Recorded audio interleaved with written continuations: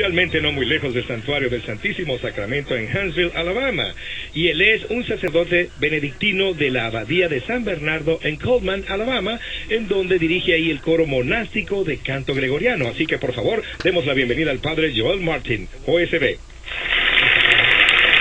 Encantado de tenerlo aquí. Gracias, padre.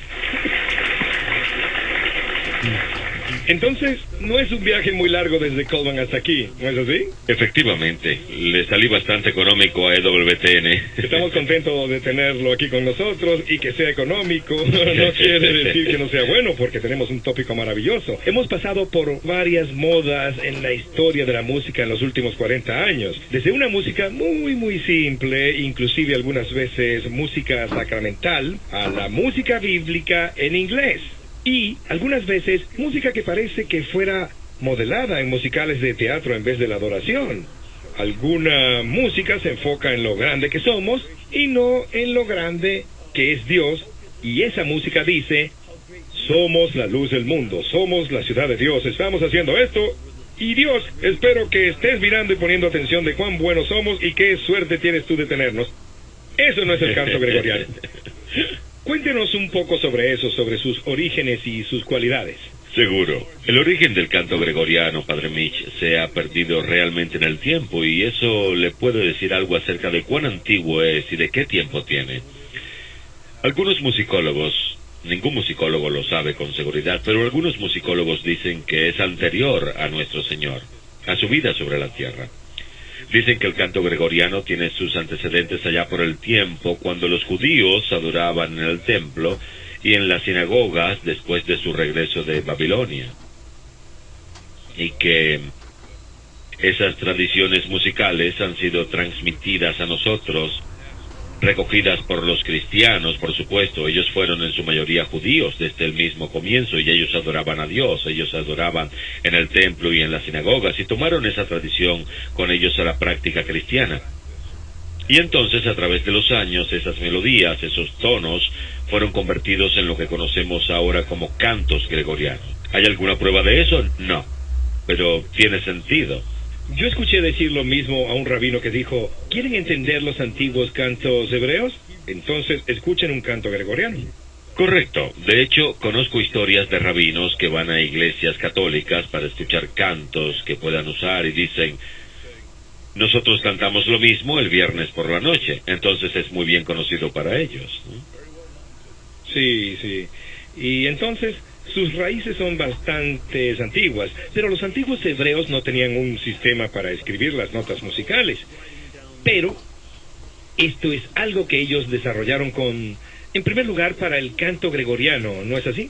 Así es. De hecho, si uno quiere entender música en el mundo, especialmente música del occidente, uno tiene que conocer algo acerca del canto gregoriano, porque hace como 1000 años, o quizás un poco antes que eso, no había música escrita.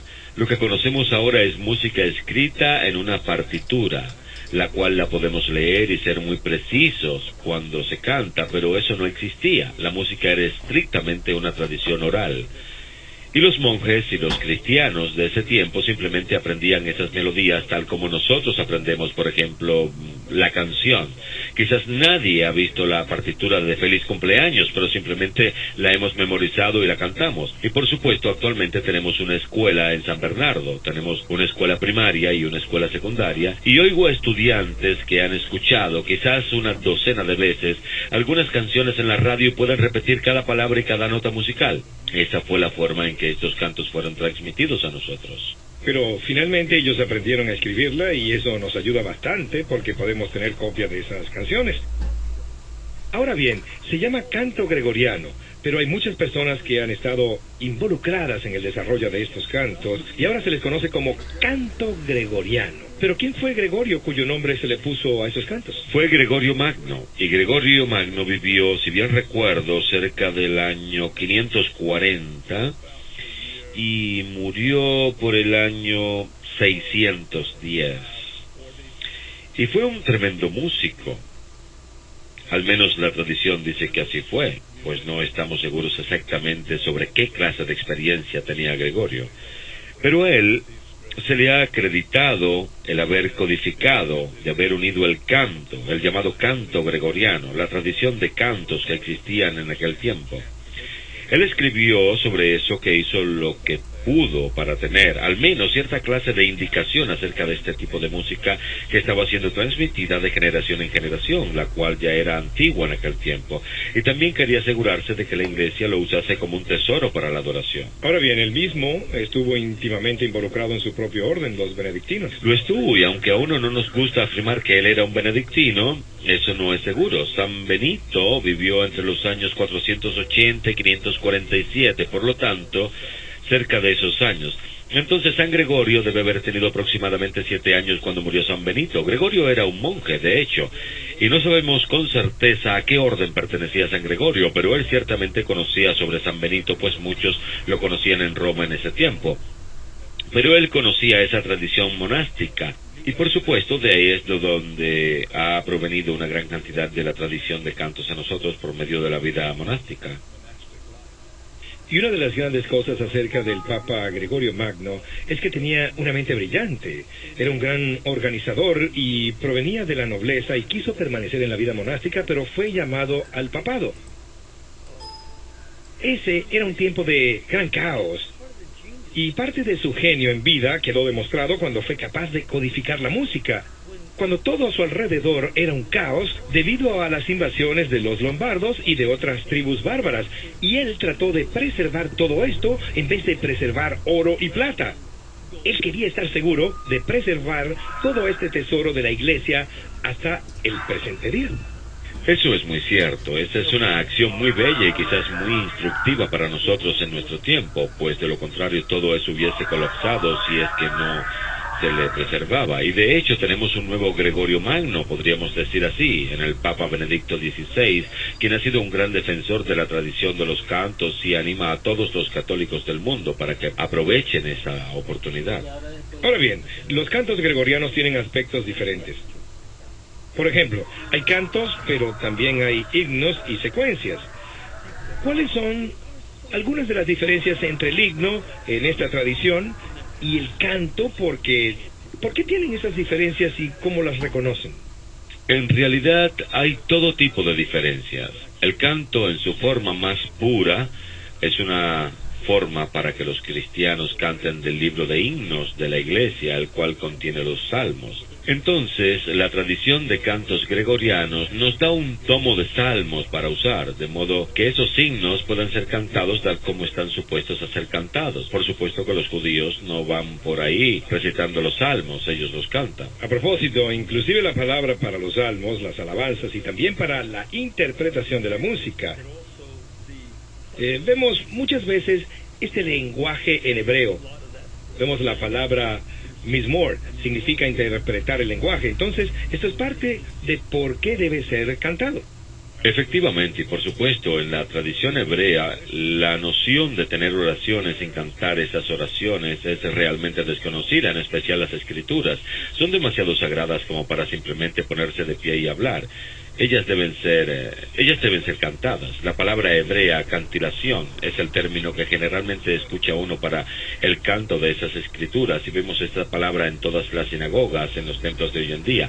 Esta es una tremenda tradición que ha sido transmitida a nosotros. Todo lo que es digno para Dios vale la pena llevarlo a cabo con todo nuestro corazón, y la música es una manera de elevarnos a una dimensión diferente y de alabar a Dios. Una de las cosas acerca de usar la música es que uno no solamente interviene con su cuerpo de una forma física al usar su voz, sino que uno también toma más tiempo para cantar con palabras, lo cual es mejor que decir simplemente las palabras.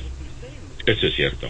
Eso ayuda al espíritu de oración, ¿no es así? Ciertamente lo ayuda. De hecho, en la tradición benedictina existe la costumbre de cantar lentamente y también de hacer pausas en medio de las stanzas del salmo y permitir que permanezca así, aunque sea por unos segundos, para entregarse a Dios y dejar que ese salmo se sumerja en nosotros. Pero la música en particular es especialmente útil para recordar los salmos. Por supuesto que los salmos no fueron escritos para mucha gente, ellos simplemente eran memorizados, y muchos monjes conocían hasta 150 salmos, y la música los ayudaba mucho en esa tarea, por supuesto. Y una cosa que quiero mencionar para ayudar a nuestros televidentes, para que simplemente no nos escuchen hablar, solamente es que los monjes de su comunidad de San Bernardo cantan el canto de la última. Por favor, díganos de qué se trata y vamos a escuchar ese canto. Muy bien, ese no es un buen ejemplo de un canto gregoriano, no lo es realmente, pues en realidad es un tipo de canto armonizado, y sin embargo el canto armonizado proviene de una música con cierto sabor a canto o salmodia, y la última es un himno antiguo que es usado particularmente por los religiosos, especialmente por los benedictinos en Bavaria, el cual es el lugar de origen de San Bernardo. Y la última es simplemente un himno a la Santísima Virgen, pidiéndole a ella que esté con nosotros especialmente en la hora de nuestra muerte. Pues bien, entonces este es un gran ejemplo de un himno de la tradición gregoriana. Escuchémoslo ahora.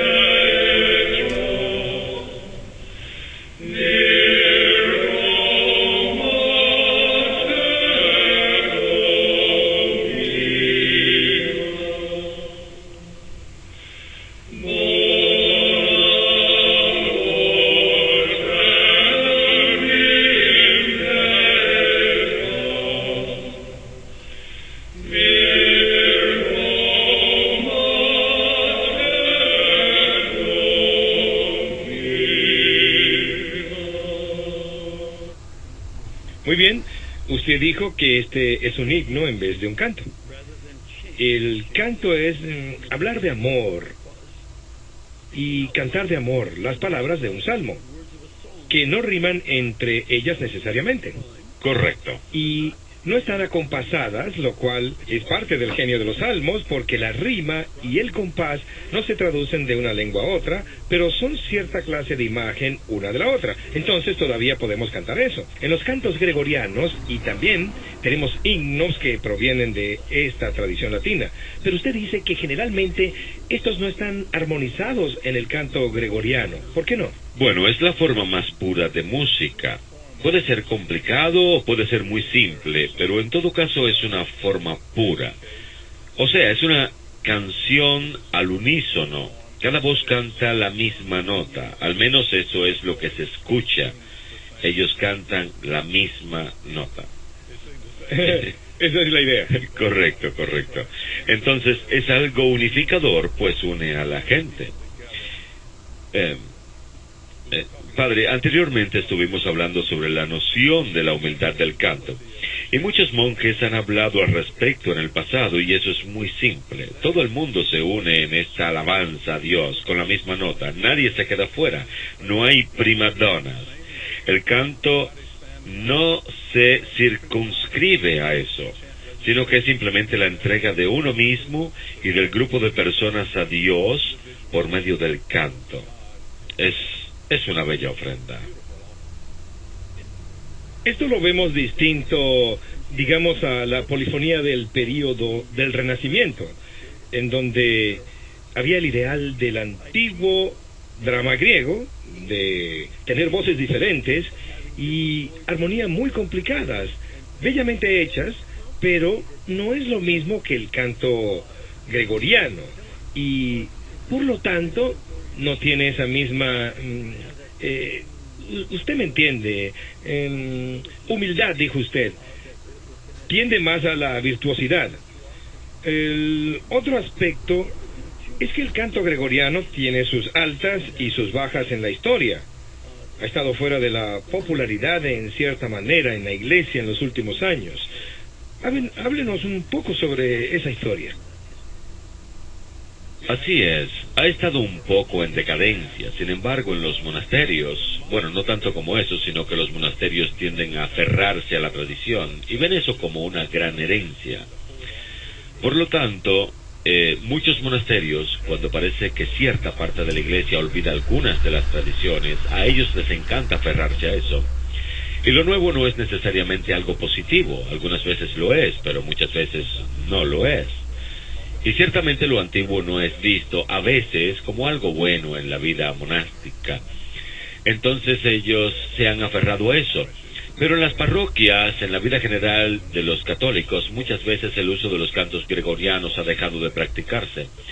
El primer papa en tratar realmente de rescatar los cantos para toda la iglesia en nuestro tiempo, o relativamente en nuestro tiempo, fue el Papa Pío X, quien fue papa a comienzos del siglo pasado, del 1800 al 1900, y él escribió una encíclica maravillosa en la cual llamaba a los católicos a reconocer el tremendo tesoro que yacía oculto. Y en cierto sentido, el canto ha sido abusado debido a que el canto ha cambiado bastante para satisfacer el gusto de la gente moderna. Y él dijo, retornar a los orígenes es lo mejor que se puede hacer. Ahora bien, este nunca muere, por supuesto, y aquellos sacerdotes que cantan en la misa van a usar algunos cantos gregorianos en sus oraciones, en el prefacio. Cuando ellos cantan el prefacio, The Lord be with you. Eso es algo gregoriano, es en español.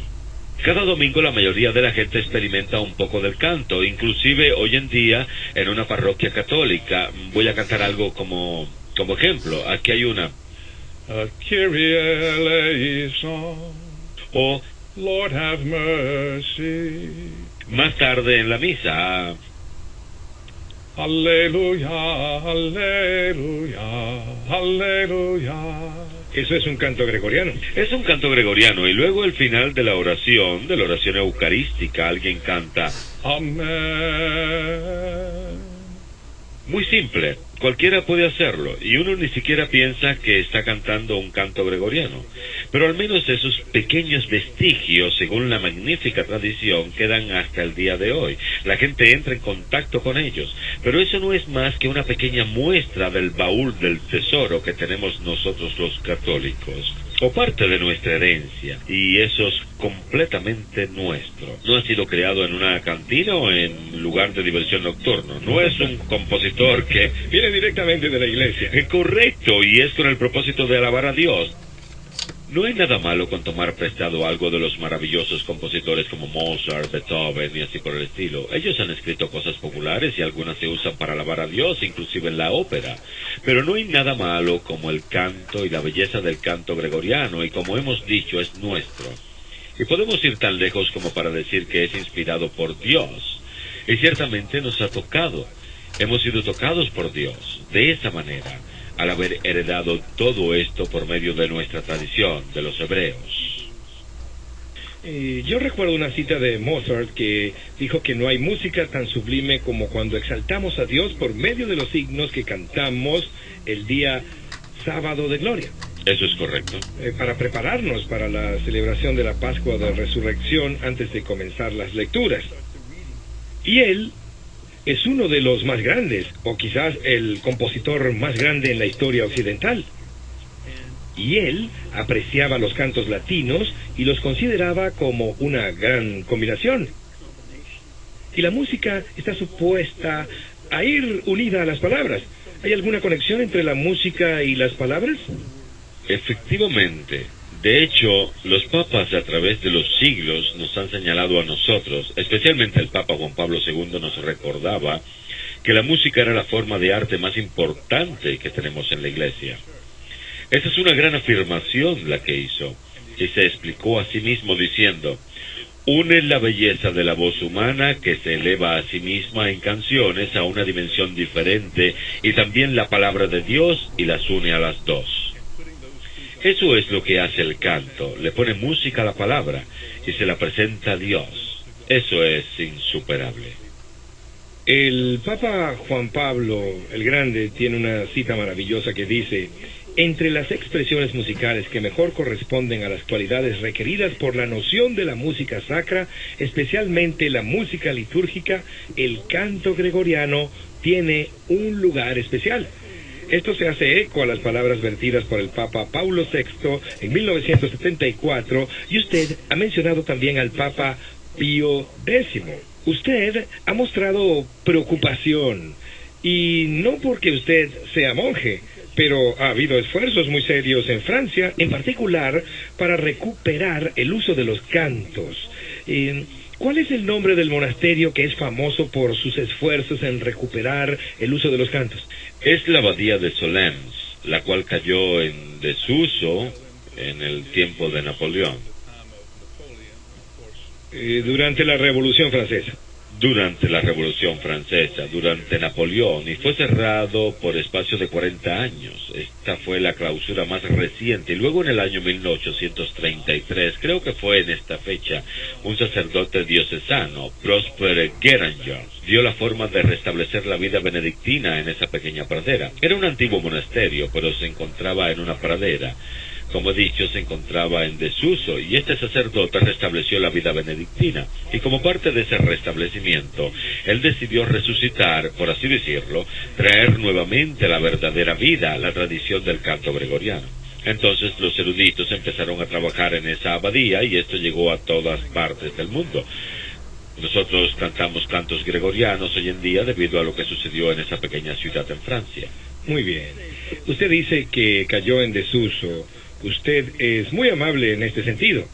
Quiero decir que la Revolución Francesa, con sus ideas de libertad, igualdad y fraternidad, se convirtió en un completo desastre al abrazar el ateísmo, pues se convirtieron en enemigos de Dios y destruyeron la vida religiosa en toda Francia. Pero fue recuperada a pesar del ateísmo y de la barbarie, porque se comportaron como unos bárbaros al destruir la belleza de las iglesias y monasterios. Pero gracias a Dios, todo regresó a la vida. Esa es una historia maravillosa. Lo es. Ahora bien, ustedes, los monjes, como usted sabe, los jesuitas no son muy conocidos por la interpretación del canto gregoriano. Eso no es parte de... Eso está prohibido para nosotros en nuestra Constitución, cantar el oficio en común, tal como en la Orden de San Bernardo o en una orden monástica. Pero, ¿es el canto gregoriano algo solamente para monjes y monjas o es algo que también puede cantar los laicos? Por supuesto, y les he dado unas pequeñas muestras que forman parte de la vida de muchas parroquias, pero la Iglesia quiere que esto se aplique a todos. De hecho, el Concilio Vaticano II, algunas personas podrían decir, bueno, todo eso se lo han dejado al Concilio Vaticano II, pero el Concilio Vaticano II hizo unas declaraciones muy interesantes sobre el canto. El concilio dijo en el documento sobre la Sagrada Liturgia, Sacrosanctum Concilium, dijo que el canto gregoriano tiene un lugar importante en la adoración por parte de la Iglesia. Exactamente. E inclusive fue más allá para decir que la gente en las bancas debería ser capaz de cantar, recitar, usando los cantos, todas las partes que le son ofrecidas en el idioma latín en la misa. Esto es muy interesante del Concilio Vaticano II. Muchas personas no saben lo que dijo el Concilio Vaticano II respecto a que el canto gregoriano debería tener un lugar importante. Muchas dicen que el Concilio Vaticano trató de deshacerse de estos cantos, pero usted dice que eso no es cierto. No lo es. De hecho, el concilio fue muy enérgico en tener la seguridad de que los nuevos libros de canto gregoriano que estaban siendo impresos son nuevos eruditos en mente concerniente al canto, pues se habían llevado a cabo nuevos estudios, así como investigaciones, y tuviera inclusive una disponibilidad mucho más amplia y que fuera más auténtico para las parroquias católicas, para los católicos de todo el mundo. Inclusive pidió que estuvieran disponibles pequeños grupos de canto y que no fuera nada complicado para su uso en las parroquias, y así todos estos libros estuvieron disponibles. De hecho, una de las cosas que hace EWTN, los frailes franciscanos aquí, los misioneros de la palabra eterna y el magnífico coro que tenemos aquí y los maestros de coro, así como el organista, es tratar de tenerles disponibles cantos gregorianos. En los días de fiesta usamos los cantos simples, pero los usamos aquí e invitamos a las personas para que tengan el libro de himnos que usamos nosotros para aquellos días. El libro de himnos Adoremos, y también queremos que sepan que pueden hacerlo también en casa si es que no pueden estar con nosotros aquí en EWTN. Correcto. Inclusive el himno puede ser una oración privada. Uno podría formar parte de una parroquia que no lo usa mucho, pero no deje que eso lo frustre a usted. Trate de conseguir algunos de los cantos. Por supuesto que puede comprar algunos CDs. Algunos de ellos son muy populares, son algo que impacta al mundo cuando se cantan, pero puede encontrar estos cantos los cuales son muy simples. Algunos son un poco complicados y algo difícil de cantar. Yo no podría cantar algunos de ellos sin tener la debida práctica, pero la mayoría de ellos son bastante simples y puede encontrarlos y usarlos, no para un entretenimiento. El canto gregoriano no es lo que uno podría llamar música de entretenimiento, sino que es una música de oración. Exactamente. Y simplemente usarlo como parte de su oración y cantarlo, simplemente cántelo. Una de las cosas que siempre me gusta hacer cuando rezo el rosario en mi casa por mi propia cuenta es una lista en donde tengo una gran cantidad de cantos gregorianos y los toco en uno de esos aparatos para tocar música, creo que se llaman iPods. Y tengo una cantidad de cantos gregorianos, así como una gran cantidad de música maronita. Y siempre escucho los cantos orientales así como los cantos gregorianos, pues sus himnos son apropiados para los misterios del rosario. Estos son himnos bíblicos, y cuando celebramos los días de guardar, esta es una gran forma de rezar los misterios del rosario. Por ejemplo, escuchar el Stabat Mater cuando uno reza los misterios dolorosos, o el canto de Pascua para los misterios gloriosos, o el canto de Pentecostés, el Ven Espíritu Santo para los misterios gozosos. Nosotros podemos hacer esto en los signos de nuestra Santísima Virgen, los cuales son muchos, y esto es algo muy bueno. Queremos saber acerca de un gran recurso, www.musicasacra, musicasacra, musicasacra.com. Es un gran recurso para el canto gregoriano. Pueden ir a esa página web y buscar lo que deseen. Vamos a hacer una pequeña pausa en este momento y regresaremos en unos minutos porque queremos escuchar sus preguntas y comentarios, así como las preguntas de nuestra audiencia. Así que por favor permanezcan con nosotros.